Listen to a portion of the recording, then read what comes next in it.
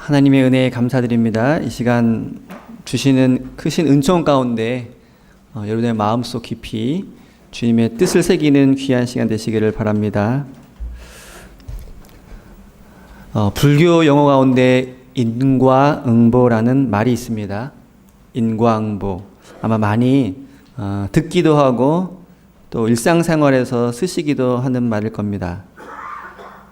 행위의 선악에 대한 결과를 나중에 그대로 받게 된다는 말인데, 흔히 좀 부정적인 용어로 옳지 않은 일을 하면 나중에 죗값을 받는다, 이런 의도로 많이 쓰이는 용어이기도 합니다. 우리 기독교에도 심판의 개념이 있기는 하지만 이는 인과응보하고는 좀 다릅니다. 그러니까 불교에서 말하는 인과응보하고 또 우리가 성경에서 보는 심판, 비슷한 것 같지만 전혀 다른 개념입니다. 왜냐하면 성경에 나와 있는 이 심판이라고 하는 그 의미에는 반드시 함께 따르는 또 다른 내용이 있는데, 그것은 바로 죄사함이라고 하는 그런 개념이 함께 따라오기 때문에 그렇습니다. 오늘 우리가 읽었던 두 본문은 바로 그 죄사함에 대해서 우리에게 다시 한번 그 하나님의 뜻을 되새길 수 있는 내용을 전해주고 있습니다. 이사야 우리가 읽었던 43장 이 본문은 이스라엘 백성들이 포로로 끌려가 있는 그 바벨론으로부터 이제 하나님께서 그들을 풀어주셔서 다시 고향으로 돌아갈 수 있도록 해주겠다는 그런 언약의 말씀입니다. 그런데 그들이 바벨론으로 끌려간 이유, 전쟁에서 패하고 바벨론에 끌려가 노예 생활을 70년 동안 하게 된 그 이유는 바로 하나님의 심판 때문이었습니다. 이스라엘 백성들이 하나님의 말씀을 거역하고 하나님께 불순종함으로 인해서 그 심판으로, 그 대가로 그들이 바벨론의 포로 생활을 70년 동안 하게 되었다고 하는 것입니다. 여기까지 읽으면 심판과 인과응보가 매우 유사한 것처럼 보입니다. 그런데 하나님께서는 그 심판으로 끝내지 아니하시고 그들이 고통 가운데 하나님을 찾고 부르짖고 회개하는 그 모습을 보시고 그들에게 죄 사함의 은혜를 베풀어 주십니다. 만약에 인과응보대로 그들이 죄값을 치르게 된다면 그들은 그 어려움과 고통 가운데 풀려날 수 없고 대대로 그 고통을 당해야 하는 것이 마땅하지만, 하나님께서는 그들의 고통에 눈 감지 않으시고 그들의 기도에 귀를 기울이시면서 죄사함의 은총을 베풀어 주셔서 그들을 곧 원래의 고국으로 돌아갈 수 있도록 은혜를 베풀어 주셨습니다. 그러면서 하시는 말씀이 너희는 이전 일을 기억하지 말라, 옛날 일을 생각하지 말라, 내가 이제 새 일을 너희에게 펼쳐주겠다고 하시면서 죄사함의 그 은혜를 이스라엘 백성들에게 베풀어 주셨습니다. 비단 바벨론 포로 생활뿐만 아니라 하나님께서는 끊임없이 심판과 죄사함을 같이 이야기를 해주셨습니다. 그리고 정말 하나님께서 원하시는 것은 이스라엘 백성들을 심판하시고 징계하시는 것이 아니라 그 하나님의 징계와 심판을 두려워하며 하나님의 뜻에 다시 복종하며 하나님의 은혜의 날개 아래 들어오는 것, 이것을 하나님께서는 끝까지 원하신다고 하는 것을 끊임없이 우리에게 보여주고 있습니다. 오늘 우리가 읽었던 신약 성경에 나오는 가버나움의 중풍병자, 그가 치유된 이야기도 단순히 병이 나은 이야기일 뿐만 아니라 하나님께서 죄사함의 은혜를 통해서 한 사람뿐만 아니라 그 공동체를 회복시켜 주시는 그 이야기를 오늘 우리에게 전해주고 있습니다. 거의 2달 동안 마가복음 1장을 따라서 예수님의 말씀을 읽어왔는데 이제 그 말씀이 2장으로 넘어갔습니다. 오늘 나온 이 중풍병자 치유 이야기는 이 마가복음에서 굉장히 의미심장하고 또 중요한 그런 내용입니다. 이 이야기에서 처음으로 인자라는 단어가 등장합니다. 예수님을 가리키는 여러 가지 단어 가운데, 호칭 가운데 인자라는 호칭이 있는데, 이 인자라는 호칭이 오늘 본문에 처음 나오게 됩니다. 그리고 지금까지는 예수님의 활동 위주로, 그리고 예수님의 그 놀라우신 은혜와 기적, 그로 인한 또 예수님의 명성이 퍼져가는 모습, 이런 것들이 주로 소개되었는데, 이제 이 중풍병자 이야기를 통해서 예수님의 활동에 반하는 적대 세력들, 그들이 등장하기 시작합니다.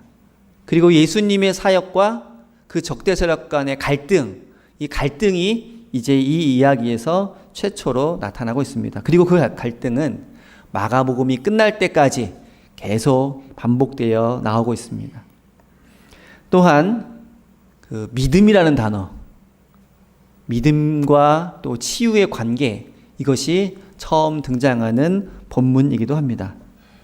더구나 오늘 우리가 읽었던 이 본문은 공관복음서라고 말하는 마태복음, 마가복음, 누가복음, 이 세 복음서에 다 등장하는 그런 이야기입니다. 그만큼 초대교회에서는 굉장히 중요하게 여겨졌던 이야기이며, 그 중요하게 세 복음서에서 등장하는 그 내용을 처음 언급한 그러한 본문이기도 합니다.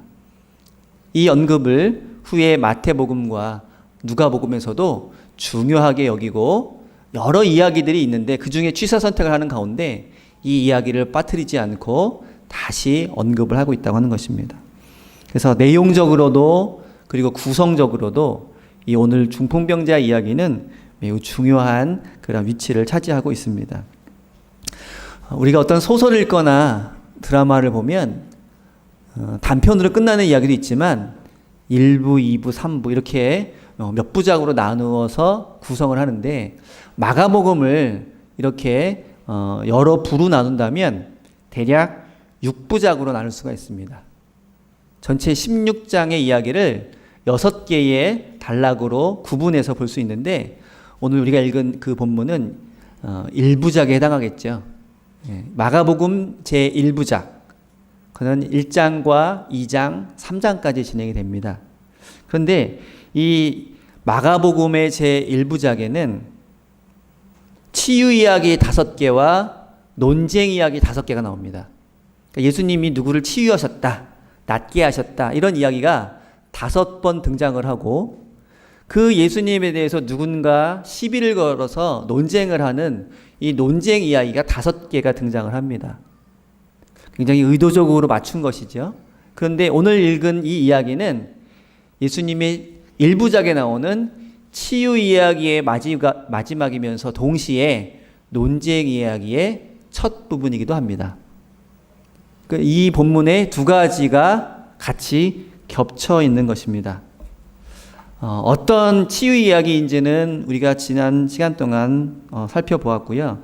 이 논쟁은 오늘 본문이 시작하는 죄 용서 논쟁, 누가 이 죄를 사할 권세가 있는가 하는 논쟁과, 그리고 세리와 죄인과 식사하시면서 금식에 대해 또 식사에 대해 논쟁하는 그런 내용이 나옵니다. 그리고 나중에 안식일에 대한 논쟁, 이 2번 등장합니다. 이렇게 해서 5개의 논쟁이 등장하는데, 오늘은 그 첫 번째 논쟁이라고 할 수 있습니다. 어쨌든 이 이야기는 그동안 예수님이 기적과 치유를 통해서 이름이 점점 그 갈릴리와 온 유대 지역에 퍼져나가게 되는데, 그래서 예수님의 사역적으로 보면 상승곡선을 그리게 됩니다. 그런데 오늘 이야기부터는 그 예수님의 명성에 대해서 의문을 제기하거나 시비를 거는 그런 대적자들이 나타나기 시작하고, 점점 그 갈등이 깊어지기 시작합니다. 그래서 나중에 1부작이 끝날 때쯤 보면 예수님을 적대하는 사람들이 결론을 내리고, 이 예수님은 우리의 분명한 적이구나, 살려둬서는 안 되겠구나 하고 예수님을 죽이려고 하는 모의로 끝이 나게 됩니다.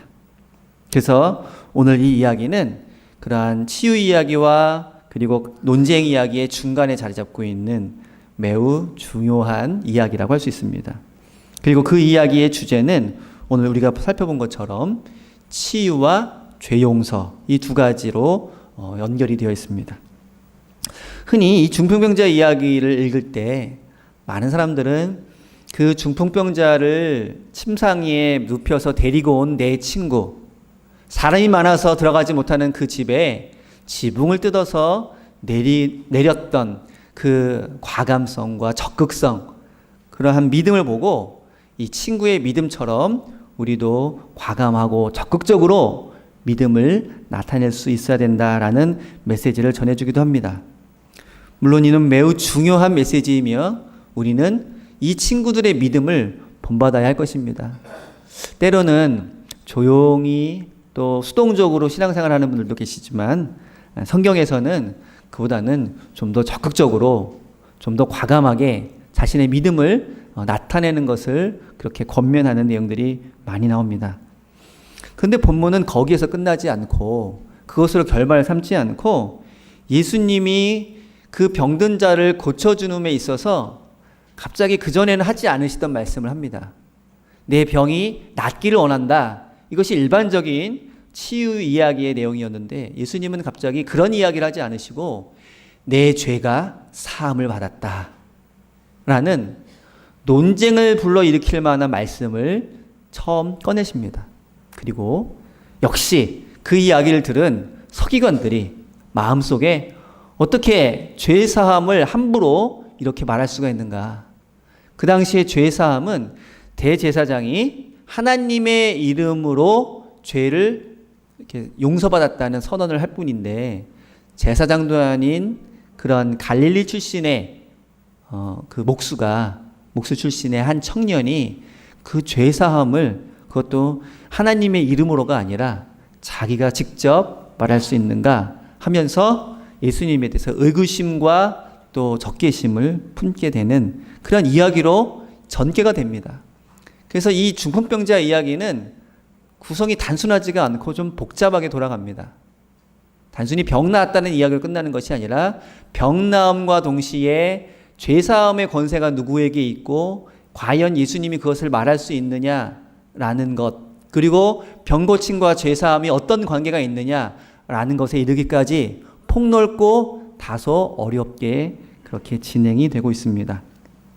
그런데 이 마가복음은 이러한 중풍병자 이야기를 통해서 지금까지 예수님께서 베풀어 주신 병고침과 그리고 귀신을 쫓아내신 그 사역들은 단순한 이적을 보여주시기 위해서가 아니라 예수님이 누구시냐라고 하는 그 질문에 더 깊이 그리고 더 폭넓은 그리고 근본적인 대답을 하고 계신다라는 것을 보여주고 있습니다. 구약시대로 돌아가면 이스라엘 백성들은요, 하나님을 처음부터 용서하시는 하나님, 죄를 사해 주시는 하나님, 그렇게 고백을 하고 있습니다. 우리는 하나님을 고백할 때 사랑의 하나님, 전능하신 하나님, 등등의 성격을 염두에 두고 고백을 합니다. 그 가운데 이 용서하시는 하나님, 이 하나님의 모습은 사실은 태초에 에덴 동산에서부터 시작합니다. 최초의 인간이 범죄하고 에덴 동산을 쫓겨날 때, 그것은 인과응보지요. 죄 때문에 그 대가로 그 낙원에서 쫓겨나게 됩니다. 그런데 거기에서 이야기를 마무리하지 않고 매번 인간에 대한 심판을 말할 때에는 하나님의 용서, 하나님의 그 은총이 같이 언급이 되고 있습니다. 아담과 하와가 에덴 동산에서 쫓겨날 때 한 가지 하나님의 은총을 입고 쫓겨납니다. 그것은 바로 옷입니다. 그것도 하나님께서 가죽옷을 입혀서 그들을 내보내십니다. 우리 흔히 예전에 어르신들이 자녀들이 말썽을 피우거나 그러면 혼내실 때 저 직접 보지는 못했지만 그런 이야기를 많이 하시죠. 발가벗겨서 쫓아낸다. 옷을 다 벗겨가지고 쫓아낸다는 거예요. 그럼 도저히 밖에 5분 이상 있을 수가 없어요. 부끄러워서. 그래서 재빨리 잘못을 고백하고 용서를 구하는 그런 목적 때문인지 옷을 벗겨서 쫓아낸다는 이야기를 많이 들었습니다. 그런데 하나님께서는요, 기왕 옷을 벗고 있는 이 아담과 하와를 거꾸로 옷을 입혀서 쫓아내셨습니다. 근데 그 가죽옷이라고 하는 것은 어떤 가죽인지는 모르겠지만 그 가죽을 얻기 위해서는 반드시 한 동물의 피와 희생을 전제를 하고 있습니다. 그리고 그냥 쫓아내놓고 방치하신 것이 아니라 그들을 돌보시는 그런 하나님의 모습을 우리는 반복적으로 볼 수 있습니다. 아브라함의 이야기에서도 마찬가지입니다. 아브라함에게 하루는 하나님께서 그들이 머물고 있는 그 소돔, 아브라함의 조카 롯이 머물고 있는 그 소돔의 죄가 크기 때문에 그 도시를 멸망하겠다 하는 하나님의 계획을 말씀하십니다. 하나님이 말씀하셨고 하나님이 작정하셨는데 인간이 도저히 말리거나 그것을 번복해달라고 요청할 수 없음에도 불구하고 아브라함은 끈질기게 하나님께 매달리면서 그 심판을 물러달라고 부탁을 합니다. 그리고 그 소돔성에 혹시 의인이 50명이 있으면 그 심판을 거두어달라고 요청을 하죠. 하나님이 흔쾌히 그 요구를 받아들이시니까 아브라함이 이제 거래를 하기 시작합니다. 그러더니 의인의 숫자를 점점 줄여나가더니 10명이라도 의인이 있으면 심판을 거둬달라고 그렇게 간청을 합니다. 그런데 하나님께서는 놀랍게도 그러한 아브라함의 간청에 응답을 하십니다. 이 이야기를 통해서 우리는 아브라함이 하나님께서는 심판하시는 하나님이시기 전에 용서하시는 하나님이라는 것을 확신하고 이렇게 하나님 앞에 감히 기도했다는 것을 알 수 있게 됩니다.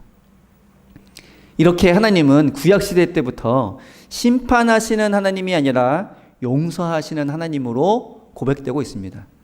그런데 우리는 흔히 구약에 나타난 하나님은 심판하시는 하나님, 무서운 하나님 이렇게 흔히 알고 있습니다. 종교개혁을 주도했던 마틴 루터도 그 하나님을 심판하시는 하나님, 두려운 하나님으로 마음속에 생각하고 있어서 늘 그 두려움 속에 살았던 사람 중에 한 사람이었습니다. 그러나 우리는 구약 성경의 이야기를 차분히 읽어보면 언제나 하나님의 심판 이전에 하나님께서는 끝까지 용서하시기를 원하신다는 것을 알고 있습니다. 그리고 그 용서의 하나님은 이제 이스라엘 전통 가운데 굉장히 잘 알려진 표현으로 전해지고 있습니다. 용서하시는 하나님에 대한 표현.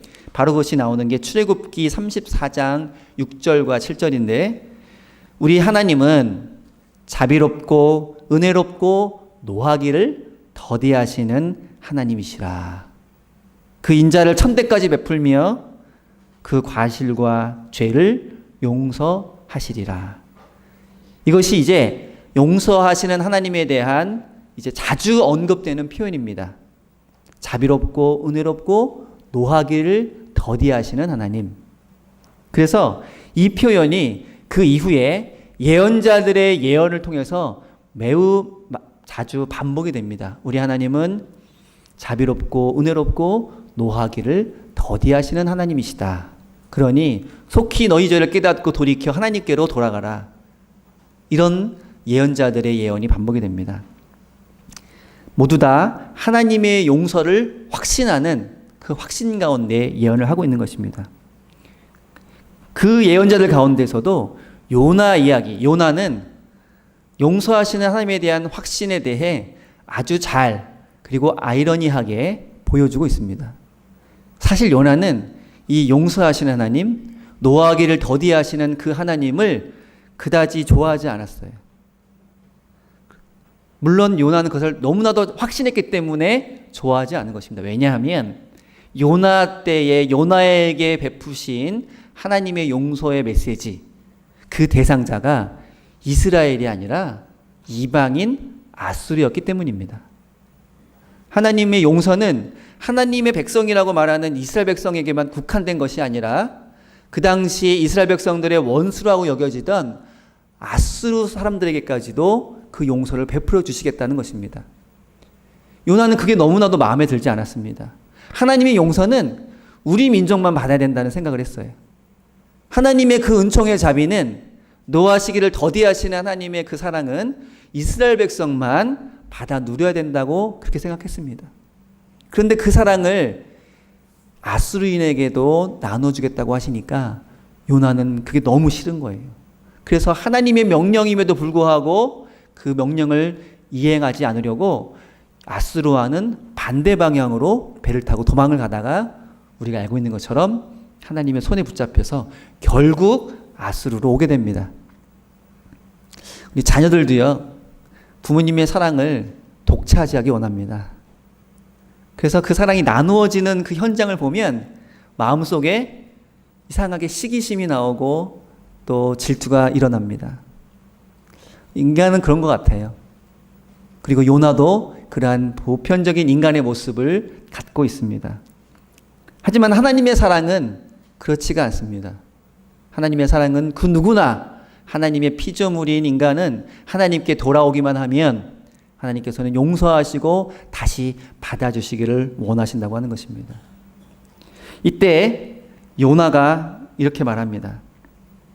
결국 아수르에 와서 용서의 그런 심판과 용서의 메시지를 전했을 때 전혀 기대하지 못하게 아수르 사람들이 다 회개하고 죄의 용서를 받습니다.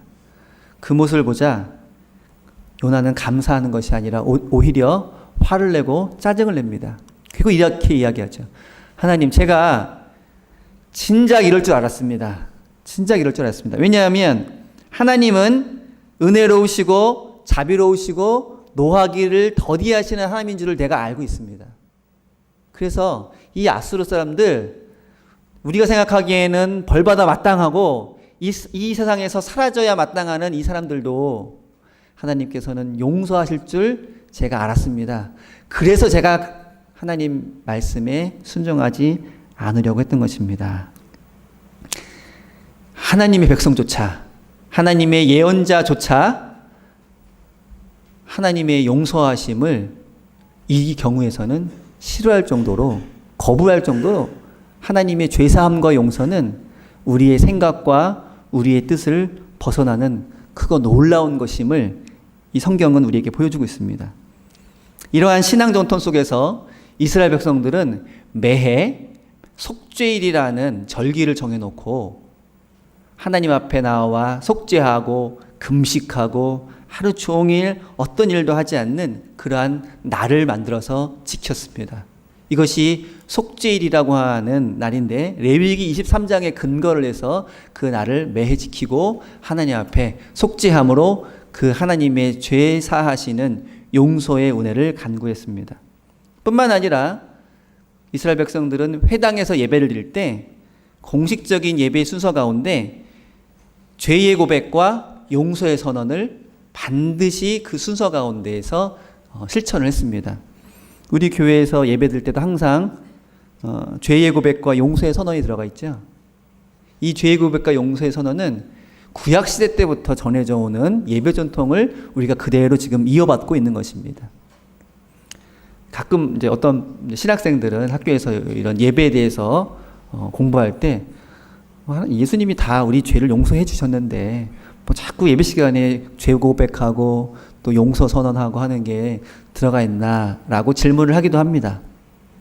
하지만 우리는 이러한 죄의 고백과 용서의 선언을 통해서 날마다 우리에게 베풀어 주시는 하나님의 그 용서의 은총과 사랑을 기념하며 기억하며 우리도 삶 가운데 그것을 실천하겠다고 다짐하는 것입니다. 오늘 중풍병자 이야기는 바로 그러한 신앙 전통 속에 자리를 잡고 있습니다. 그리고 그 하나님의 용서와 사랑이 다름 아닌 예수님을 통해서 지금 이루어지고 있는 것을 보여주고 있는 것입니다. 그런데 그 모습을 당시 종교 지도자들은 도저히 용납할 수가 없었습니다. 왜냐하면 그 죄의 용서는 제사장만이 할 수 있는 것이고 그리고 그 권한으로 말미암아 제사장을 비롯한 종교 지도자들의 그 권세와 그 권위가 유지되었기 때문입니다. 그리고 그것이 점점점 굳어져서 이제는 하나님의 그 죄 용서의 사랑을 전하는 것이 아니라 그것을 선언할 수 있는 권한이 자신들에게만 있다는 것을 이용을 해서 세상적인 그 권력을 유지하는 도구가 되어버렸던 것입니다. 그래서 예수님이 중풍병자를 고쳐주셨을 때 하나님의 은혜에 감사하고 그 병이 나은 사람을 위로하거나 축하하기는커녕 그것을 시비 걸고 예수님을 지금 신성모독죄라고 덮어씌우게 급급했던 것입니다. 그때 예수님께서는 그러한 생각하고 있는 자들에게 이렇게 되물으십니다. 내가 죄 사함을 말하는 것과 병이 나아서 이제 내 자리를 들고 가라 라고 말하는 것 중에 무엇이 더 쉽겠느냐 이렇게 말씀하십니다. 여러분 뭐가 더 쉬울까요? 당신의 죄가 사함받았습니다 이렇게 말하는 것과 당신의 병이 나았으니까 이제 자리를 들고 가십시오 라고 말하는 것, 뭐가 더 쉬울까요? 죄사함은 뭐 말로 끝나는 거잖아요. 우리가 확인할 수 없잖아요. 그런데 병 고침은 증거가 필요하죠. 만약에 병이 낫다라고 말했는데 병이 안 나오면 거짓말을 하는 것이 되어버리지 않겠습니까? 그래서 우리가 보면 병 고치는 말씀이 더 어려운 것처럼 보입니다. 근데 입장을 예수님의 눈으로 한번 보시기 바랍니다. 지금까지 예수님이 얼마나 많은 사람들 고쳐주셨습니까? 그런데 오늘 한 명 더 고치는 일은 예수님에게 오히려 쉬운 일입니다. 그럼 죄사함은 왜 그러면 그거보다 쉽지 않은 일인가? 죄사함은 말로 끝나는 일이 아니기 때문입니다. 제사를 통해서도 죄사함은 반드시 희생의 대가를 요구합니다. 인간이 그 희생의 대가를 칠 수 없기 때문에 인간의 죄 대신 양이나 소나 비둘기를 잡습니다. 반드시 죄사함에는 그 대가를 요구하기 때문에 어려운 것입니다. 그리고 예수님은 지금 우리의 죄사함의 대가로 자기 자신을 희생하기 위해서 이 땅에 오신 분입니다. 자, 예수님께 어떤 게 더 어려울까요? 한 사람을 병 낫게 하는 일, 그리고 죄를 사해 주시는 일. 예수님은 그 죄사함을 위해서 자신을 십자가에 못 박으러 이 땅에 오셨기 때문에 예수님의 눈으로 보면 죄사함을 선언하는 것이 훨씬 더 어렵습니다. 훨씬 더 그 길이 고통스럽고 고난의 길입니다. 그런데 예수님께서 택하신 길은 바로 죄를 사해 주시는 그 길입니다. 그냥 한 사람 더 낫게 해서 예수님의 명성이 더 나타나고 많은 사람들의 존경을 받고 인정을 받는 일은 오히려 쉬운 일입니다. 그리고 그걸 통해서 예수님은 더욱더 인기와 명예를 얻을 수 있습니다. 하지만 예수님께서는 그 길을 걸어가시는 것이 아니라 자신을 희생함을 통해서만 이룰 수 있는 죄사함의 길을 걸어가셨고, 그리고 그 기적은 그것을 보여주는 하나의 도구였을 뿐입니다. 이렇게 우리 주님은 자신을 희생하는 그 어렵고 고통스러운 죄사함의 길을 마다하지 않으시고 이제 걸어가신다는 것을 오늘 이 중풍병자 이야기는 보여주고 있습니다. 그리고 10절에 결론적인 말씀을 해주고 계십니다. 10절을 한번 같이 읽겠습니다. 그러나 인자가 땅에서 죄를 사하는 권세가 있는 줄을 너희로 알게 하려 하노라 하시고 중풍병자에게 말씀하시되. 땅에서 죄를 사하는 권세, 이것은 우리가 생각하는 세상의 권력, 누리고 함부로 휘두를 수 있는 그런 권세가 아니라 이 권세는 사랑의 권세, 희생의 권세, 바로 십자가의 권세인 것입니다. 우리 주님이 갖고 계시는 죄사함의 권세는 높은 자리에 서서 그 권력을 휘두르는 그 모습이 아니라 낮고 낮은 곳에서 자기를 희생함으로써만 이룰 수 있는 권세라는 것을 예수님께서는 보여주고 계십니다. 그리고 예수님께서는 바로 그 권세를 저와 여러분의 죄를 사해 주시기 위해서 지금 행사하고 계십니다. 그렇기 때문에 그 죄사함의 대가, 그 희생의 대가는 얼마나 크고 놀라운 것인지 모릅니다. 감히 값으로 치를 수 없는 것인지 모릅니다. 그런데 오늘날 많은 사람들은 이 엄청난 값을 치르고 우리를 용서해 주신 예수님의 죄 용서의 그 은혜를 점점 값싼 것으로 만들고 있습니다. 점점 있으나 마나한 것으로, 받으나 마나한 것으로 그렇게 생각을 하는 경우가 많이 있습니다. 이러한 것에 안타까워했던 한 독일의 신학자인 본회퍼는 그 당시 많은 사람들이 이 놀라운 하나님의 은혜를, 이 값비싼 하나님의 은혜를 점점 값싼 은혜로 만들어버리는 그 모습을 안타까워하면서 이렇게 말합니다. 싸구려 은혜, 하나님이 주신 그 값진 은혜를 싸구려 은혜로 만드는 사람은 예수님을 본받는 것 없이, 십자가를 지는 일 없이, 그리고 우리 주님을 따라가는 일 없이 예수님의 은혜를 말하는, 그리고 자신은 아무것도 하지 않는, 그리고 아무런 대가도 치르려 하지 않는 그러한 은혜에 불과하다, 이렇게 말하고 있습니다. 사랑하는 수석교회 성도 여러분, 모든 사람들은 될 수 있으면 쉬운 길, 그리고 어렵지 않은 길을 걸어가려고 합니다. 누구를 위해, 그리고 무엇을 위해서 희생하고 대가를 치르는 일을 너무나도 힘들어합니다.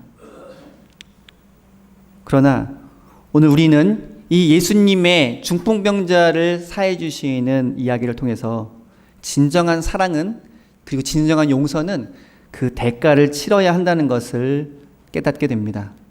그리고 우리는 이미 우리의 삶의 경험으로부터 우리가 누군가를 사랑할 때, 누군가를 보살필 때 반드시 희생과 헌신이 필요하다는 것을 알고 있습니다.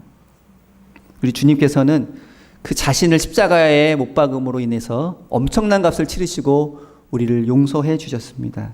그리고 그 길이 어려운 것인 줄 알면서도 그 길을 택하시고 그 길을 걸어가셨습니다. 그리고 우리로 하여금 그러한 주님을 본받도록, 그러한 주님이 걸어가신 그 길을 걸어가도록, 자기 십자가를 지고 주님의 길을 따라오도록 우리에게 부탁하고 계십니다. 오늘 우리가 이러한 주님의 그런 부름 앞에 서서 기꺼이 그 용서의 대가, 희생의 대가를 치르는 것을 결단하는 저와 여러분 되시기를 바랍니다. 그 길이 우리 주님의 은혜를 더욱 값지게 하는 길인 줄로 믿습니다. 오늘도 주님의 용서를 값지게 만드는 그 길을 함께 걸어가는 저와 여러분 되시기를 바랍니다. 기도하겠습니다. 사랑의 하나님 아버지, 감사합니다. 죽을 수밖에 없는 저희들을 놀라우신 하나님의 은혜로 말미암아 우리 주님의 피값으로 사해 주시고 하나님의 자녀 삼아 주신 그 은혜를 오늘도 잊지 않고 기억하게 하여 주옵시고, 함께 예배드리며 그 용서의 하나님을 바라보며 결단할 수 있는 저들 될 수 있도록 인도하여 주시옵소서. 아무런 희생도 헌신도 없이 주님의 은혜를 값싸게 만들어가는 것이 아니라 오늘도 주님을 닮기 위해, 주님의 십자가를 걷기 위해 애쓰고 수고함으로 말미암아 우리에게 베풀어 주신 그 용서의 대가를 값지게 하는 저희 모두가 될 수 있도록 인도하여 주시옵소서. 값없이 우리에게 베풀어 주신 그 주님의 은혜에 감사하며 날마다 주님 앞에 나와 예배드리고 그 예배를 통해서 결단하는 우리의 삶을 통해 우리의 신앙이 더욱더 값진 것이 될 수 있도록 우리를 인도하여 주옵시고 함께하여 주시옵소서. 우리 모든 수석교회 성도들의 삶이 그런 값진 주님의 은혜를 사모하는 삶이 되기를 원하오니 주께서 인도하시고 이끌어 주시옵소서. 감사드리며 예수님의 이름으로 기도드립니다. 아멘.